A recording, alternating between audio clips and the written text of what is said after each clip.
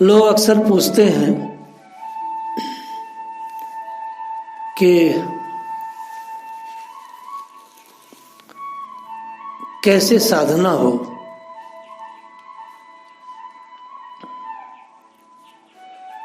देखो भाई,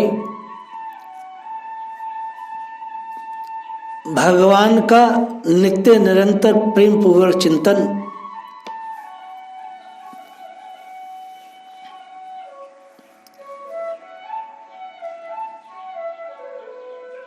करने से व्यक्ति भक्त बनता है, भगवान नहीं। जीव को भगवान का चिंतन करना चाहिए भक्त बनने के लिए।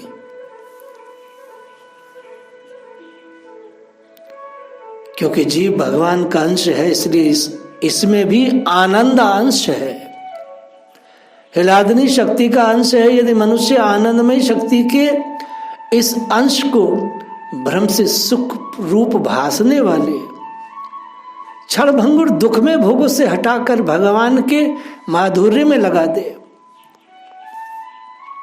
विषयानंद के बदले शाश्वत भूमानंद मिल सकता है।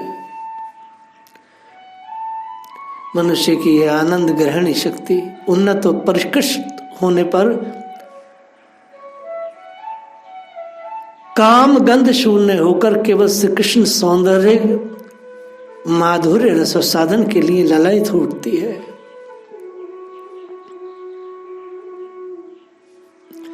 परंतु जब जीव की यह आनंद ग्रहणी शक्ति विषय भोगों में डूबती है, तब तक इसकी कृष्ण अभिमुखी गति नहीं होती।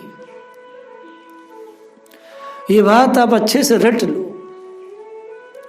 हर मनुष्य के अंदर, हर मनुष्य के, हर जीव के अंदर आनंद ग्रहणी शक्ति है, क्योंकि वो आनंद अंश है, आनंद का अंश है, अमृतस्य पुत्र। लेकिन वो क्या करता है, वो कामगंध में पहुंच जाता है तो भगवान का जो आनंद है उसके संपर्क में नहीं पहुंच पाता, क्योंकि आनंद ग्रहणी शक्ति हर मनुष्य के पास है। विषयानुराग को विषवल्ली के समान त्याग कर सदा सर्वदा परम श्रद्धा से श्री राधा कृष्ण की लीला श्रवण कीर्तन करते करते श्री कृष्ण की किसी प्रेममयी सखी को गुरु बनाकर उसके आज्ञानुसार, श्री कृष्ण की प्रेममयी सखी का मतलब क्या है, कोई स्त्री नहीं, गुरु रूपी सखी, जो परमात्मा की गुरु रूपी सखी है, अर्थात जो विरक्त महात्मा है, उनको गुरु बनाकर आज्ञानुसार श्री कृष्ण लीला का ध्यान करते करते तन मन की सुधि भुलाकर प्रेम में तन में हो जाना है। गोपी प्रेम दिव्य रसपूर्ण है। उस रस को साधारण मनुष्य कहां से प्राप्त करे और वाणी या लेखनी कैसे उसका वर्णन करे। हमारे जैसे लोगों के लिए उचित है कि परम प्रेम में गोपिकाओं का चरण बंदन करके उनसे प्रेम की भिक्षा मांगे, उनके प्यारे श्याम सुंदर के नाम गुणों का गान करके जन्म जीवन को सफल करे। श्री ललित किशोर जी ने कहा है, रुचि के सामरे नहीं अंग अंग श्यामा श्याम, एरी धिक्कार और नाना कर्म कीवे पे। श्याम सुंदर आज भी है, इनकी लीला भी नित्य है, परंतु हमें भी श्याम सुंदर कैसे दिखे और हमें उनके चरण धोने का सौभाग्य कैसे प्राप्त हो। नित्य निरंतर निष्काम प्रेम भाव से उनका नाम जपना, उनके गुणों का कीर्तन करना, उनके प्रेमी भक्तों का संग करना, उनके अनुकूल कार्य करना, उनके आज्ञा अनुसार चलना, उनके प्रत्येक विधान में संतुष्ट रहना, जगत का मोह छोड़कर उनकी रूप माधुरी पर नौछावर होने की साधना करना, उनकी लीलाओं का मनन करना, प्राण खोलकर हृदय के अंतस्थल से उनके पाने के लिए रोना, ये सब उपाय हैं, ये सब गोपी भाव की साधनाएं हैं, यह सब गोपी भाव के यंत्र हैं।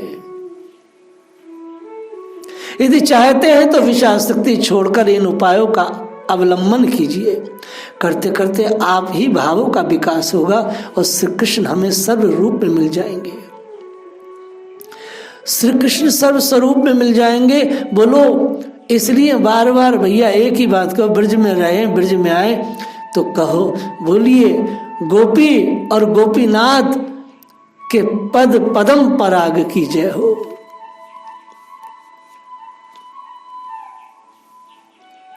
श्री गोपी हृदय प्रेम का समुद्र है। गोपियों का हृदय प्रेम का समुद्र है। वास्तव में ये गोप रमणिया प्रेम जगत की तो परम आदर्श है ही, नारी जगत में भी इनकी कहीं तुलना नहीं है। संसार की कोई नारी इनकी भक्ति की तुलना नहीं कर सकती अपने साथ।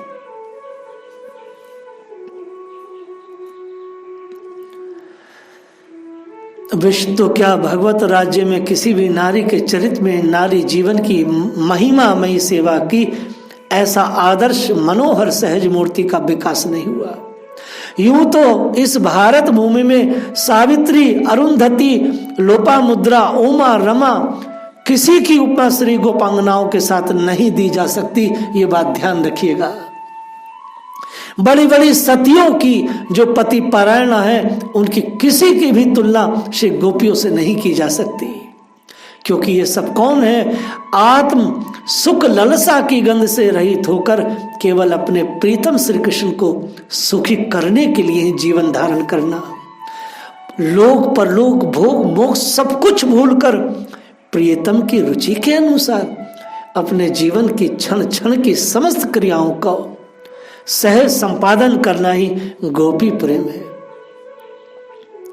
और आजकल की ऐसी स्त्रियां भी हैं जो भगवान से तो प्रेम है और पति ने अगर कह दिया माला छोड़ दे, भगवान छोड़ दे, अच्छा जी लो छोड़ दिया। और नाम क्या धरो है भैया कि गोपी है। ये गोपी प्रेम है।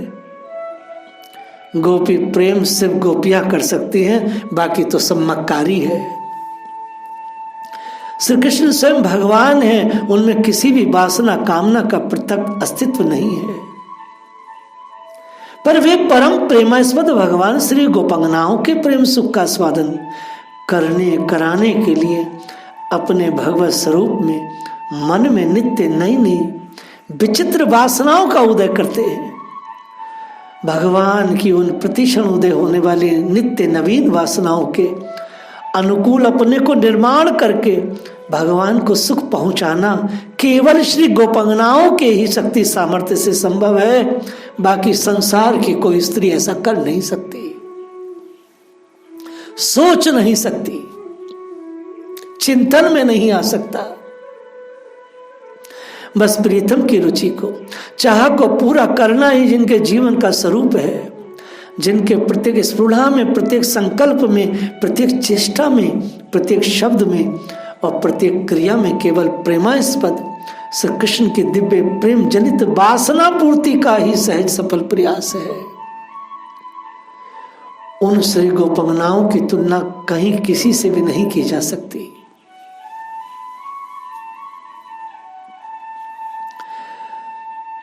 श्री गोपांगनाओं में मधुर भाव की पूर्ण अभिव्यक्ति है। इस मधुर भाव से मधुर रस का प्राकट्य होता है। एक महात्मा कहते हैं ये मधुर रस 3 प्रकार का होता है, तीनों ही अत्यंत मूल्यवान है। एक की अपेक्षा दूसरा अधिक उत्कृष्ट और मूल्यवान है। जैसे मणियां 3 प्रकार की होती हैं, साधारण मणि, चिंतामणि और कौस्तुभ मणि। साधारण मणि का जैसा साधारण मूल्य होता है, वैसी श्री कृष्ण के प्रति कुब्जा की प्रीति का मूल्य साधारण है। देखिए, सेक्शंस के लेवल पर बात कर रहा हूं। कुब्जा भी प्रेम करती है भगवान से। श्री कृष्ण के प्रति कुब्जा की प्रीति का मूल्य साधारण है। श्री कृष्ण के संपर्क से महाभागा होने पर भी उसमें श्री कृष्ण की सेवा करके केवल अपने को सुख पहुंचाने का संधान था।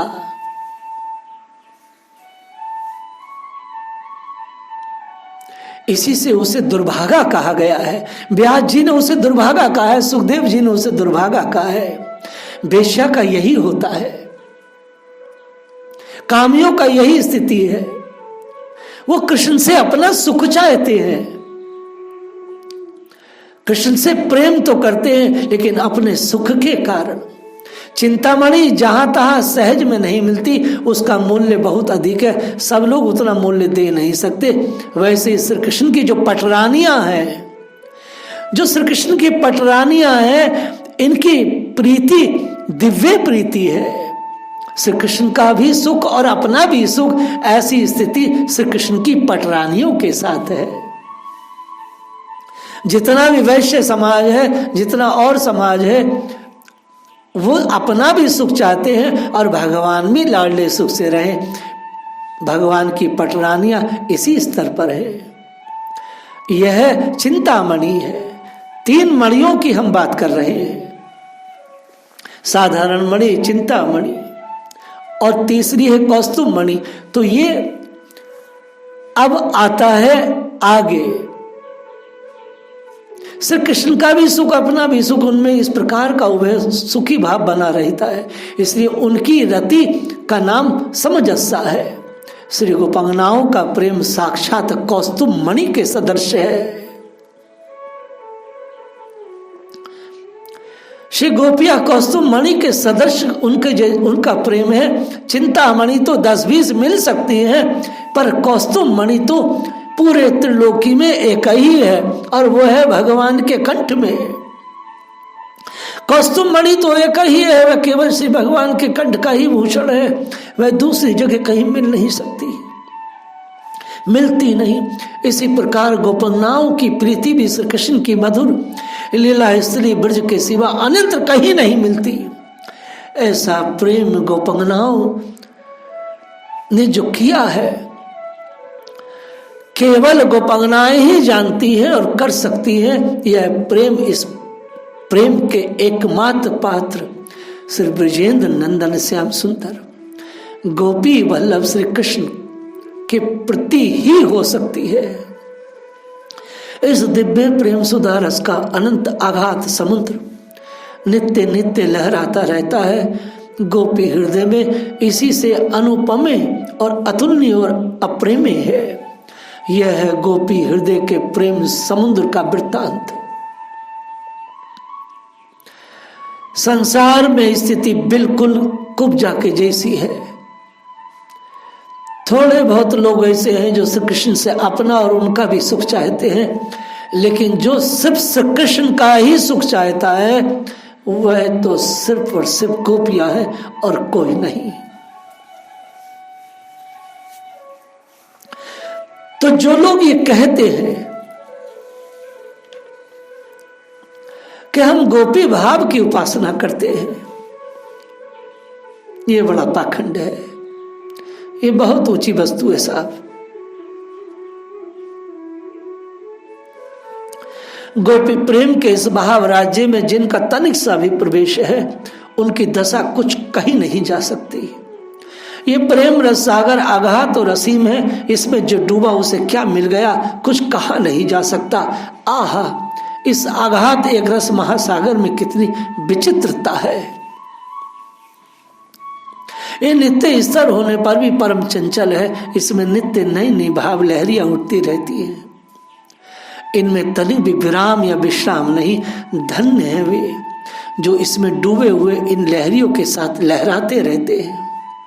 बिजली की चमक की भांति कहीं एक बार क्षण मात्र के लिए भी इस प्रेम की और इस प्रेम के विषय रस घन विग्रह श्याम सुंदर की झांकी हो जाती है, तो वे सदा के लिए आनंद सागर में डुबो देने वाली होती है। भैया, यह गोपी प्रेम उसी को प्राप्त होता है जो कर्म धर्म भोक्ति मुक्ति ज्ञान वैराग्य सबका मोह छोड़कर केवल प्रेम ही चाहता है। सारे भोगों की ललसा को तथा असत्य हिंसा काम क्रोध मान बढ़ाई पर चर्चा लोग वार्ता आदि को सर्वथा त्याग कर परम आश्रय बुद्धि से श्री गोपी जनों की चरणोपासना करता है। और प्रेम ललसा से युक्त होकर उसमें केवल एक प्रेम की भीख मांगता है, ये भैया सिर्फ और सिर्फ उसी को मिलता है। एक बात और स्मरण हो रही है, दिल के दरवाजे पे बार बार आती है। एक कथा आती है, 5 सखियां थी, पांचों श्री कृष्ण की भक्त थी। एक समय में वन में बैठी फूलों की माला गूंथ रही थी। ऐसे गूंथ रही थी, उधर से एक साधु आ निकले। साधु को रोका, बालाओं ने कहा, महात्मन, हमारे प्राणनाथ श्री कृष्ण वन में कहीं खो गए हैं, उन्हें आपने देखा हो तो बता दीजिए। इस पर साधु ने कहा, अरे पगलियों, कहीं श्री कृष्ण यूं मिलते हैं? उनके लिए घोर तप करना चाहिए, उनके लिए घोर तप करना पड़ता है। वह राजेश्वर हैं, रुष्ट होते हैं तो दंड देते हैं और प्रसन्न होते हैं तो पुरस्कार देते हैं। उस महात्मा ने ऐसा कहा। सखियों ने कहा, महात्मन, आपके वो श्री कृष्ण दूसरे होंगे, हमारे श्री कृष्ण तो राजेश्वर नहीं है, हमारे श्री कृष्ण राजेश्वर नहीं है, वह तो हमारे प्राणपति हैं। वे हमें पुरस्कार क्या देते? अब वो क्या पुरस्कार देंगे? उनके कोष की कुंजी तो हमारे पास रहती है, दंड तो वे कभी देते ही नहीं है। यदि हम कभी कुपत्ते कर ले तो वे हमें कड़वी दवा पिलाएं तो ये दंड नहीं है। अरे महात्मा, यह तो उनका प्रेम है। महात्मा उनकी बात सुनकर मस्त हो गया, जोर से रोने लगा, नाचने लगा, कूदने लगा। वे अपने श्री कृष्ण को याद करके नाचने लगी और साथ ही साधु भी तन्मय होकर नाचने लगा। वह महात्मा नाचने लगा, किसी उन सखियों के चरणों में पड़ गया।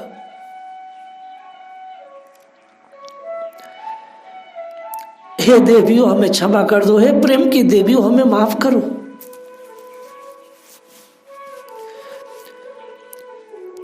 मुझे तो श्री कृष्ण का आज एड्रेस मिल गया, पता मिल गया तुमसे। यह है गोपी भाव। गोपी भाव में प्रधान 5 बातें हैं।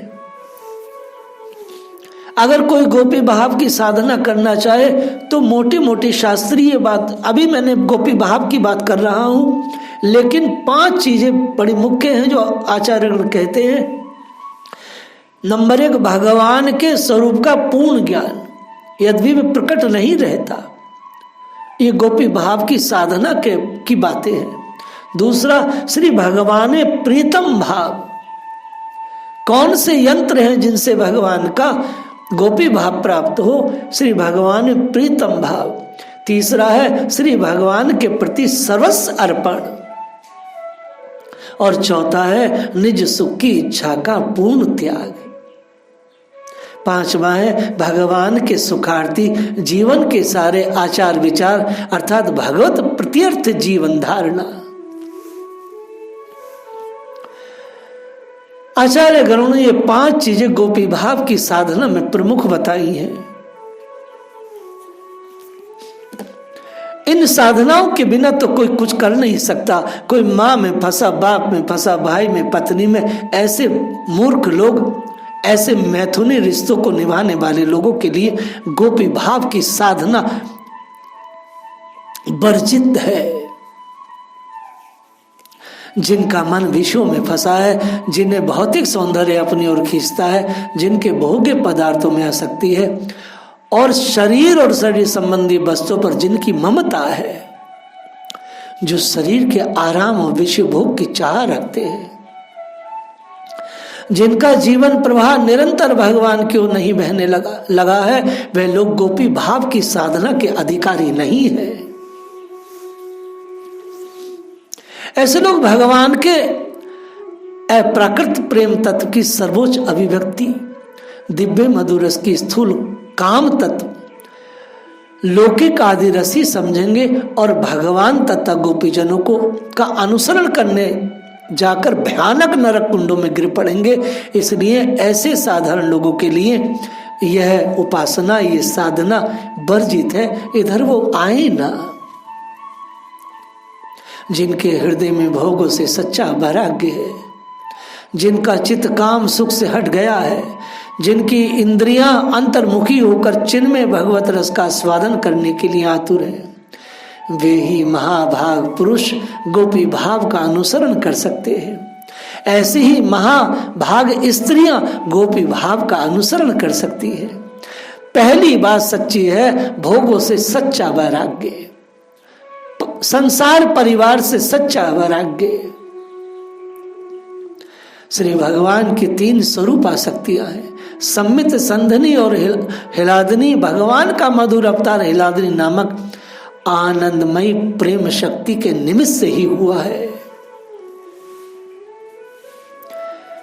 वे हिलादनी शक्ति साक्षात हमारी किशोरी जी है और समस्त गोपीजन उन हिलादनी शक्ति की अनंत विभिन्न प्रतिमूर्तियां हैं। उनका जीवन स्वाभाविक भगवत अर्पित है, उनकी प्रत्येक क्रिया स्वाभाविक ही भगवत सेवा स्वरूप है। उनकी कोई चेष्टा ऐसी नहीं होती जिसमें भगवत प्रीति संपादन के सिवा, श्री कृष्ण राधिका के मिलन सुख की साधना के सिवा अन्य कोई उद्देश्य हो। उनकी बुद्धि, मन, इंद्रिया, शरीर, आत्मा के सहित सदा श्री कृष्ण के ही अर्पण है। उनके द्वारा निरंतर श्री कृष्ण की ही सेवा बनती है। कभी भूल कर भी उनका चित्त दूसरी ओर नहीं जाता, दूसरे विषय को ग्रहण नहीं करता। वे श्री कृष्ण में ही सुखी रहती हैं। उनको सुखी देखकर ही परम सुख का अनुभव करती है। उनका निज सुख श्री कृष्ण सुख में ही समाया रहता है। कोई भी गोपी भगवान में रमण नहीं करती है, समस्त गोपियां युगल दंपत्ति में रमण करती हैं। ये युगल दंपत्ति का जो सुख है, यही सुख इन गोपियों का है। ये पृथक पृथक श्री कृष्ण में रमण नहीं करती, ये तो युगल के सुख में अपने आप को सुखी मानती है। आज की स्त्री श्री कृष्ण में रमण करना चाहती है। उस भोगनी अभागन को ये पता ही नहीं है कि गोपी बनना और श्री कृष्ण की सखी बनने का अर्थ यह नहीं है श्री कृष्ण में रमण करें। इसका तो अर्थ यही है कि युगल दंपत्ति का जो रमण है, जो उनका सुख है, उस सुख में अपने जीवन को न्यौछावर करे। आगे की लीला को हम लोग कल स्मरण करेंगे। जय राधा।